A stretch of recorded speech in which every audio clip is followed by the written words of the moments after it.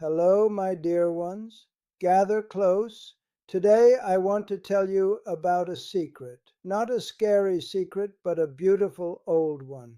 It's from the winter I turned 11 in the little village where I grew up, nestled right on the edge of a great ancient forest. The cold that year was a living thing. It crept under the door and nipped at our noses. The snow fell so deep it buried the fences.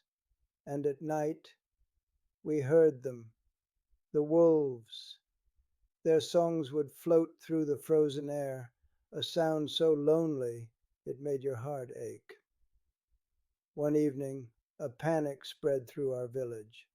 Old Mr. Linden's 2 horses, his pride and joy, had bolted from their stable, spooked by the cracking ice on the roof. They had vanished into the deep woods. Without them he couldn't plow his field in the spring. It was a disaster. The men of the village, my father included, gathered with lanterns and ropes. Their faces were grim, they were brave, but everyone knew the dangers of the forest at night in winter, especially with a hungry wolf pack singing its lonely song. I was supposed to be in bed, but worry for those beautiful horses kept me awake. I crept to my window, wiped a circle on the frosty glass, and watched the line of bobbing lanterns disappear into the dark tree line. A feeling deep in my stomach told me to follow. I pulled on my thick wool socks and my heaviest coat, and I slipped out into the silent silver night. I didn't go far, just to the very edge where the trees began to get thick. I hid behind a large, kindly old oak tree, its branches heavy with snow, and I waited. The world was so quiet I could hear the snow settling. And then I saw a light, not a lantern, a softer bluish light. I crept a little closer, my boots making no sound in the deep powder. There, in a moonlit clearing, was the most astonishing sight. The men were there, standing in a half circle, but they weren't holding their ropes or tools. They were just watching. And in the center of the clearing were the 2 horses, nuzzling at the ground, perfectly calm. And surrounding them was the wolf pack. My heart jumped into my throat, but I quickly saw the wolves weren't hunting. They were herding. Gently, slowly, they were moving the horses away from a steep ravine hidden by snow and back toward the path to the village.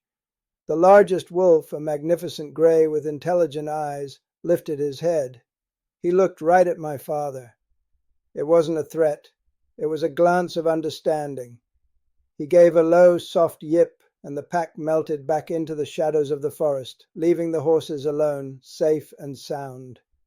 The men stood in stunned silence for a moment before rushing forward to lead the grateful animals home.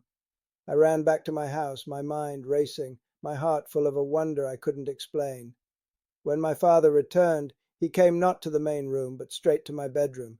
He sat on the edge of my bed and said, "I saw your small footprints by the oak tree, little mouse. I thought I would be in trouble." But he just smiled a tired, wonderful smile. "Then you saw it too," he whispered. "The old forest doesn't always want to take. Sometimes it gives back. Those wolves, they weren't just animals tonight. They were stewards. They knew the horses would die in that ravine, and that we would blame the pack. They chose peace instead." He tucked me in and said, "Remember this, Ilara. True strength isn't always shown with a loud voice or a firm hand. Sometimes the strongest thing in the world is a quiet act of grace from an unexpected place." I never feared the wolves' song after that. When I hear it now in my memories, it doesn't sound like a warning. It sounds like a lullaby, a reminder that every creature has a story, and that kindness is a language that needs no words. Now, who's ready for a fresh-baked cookie?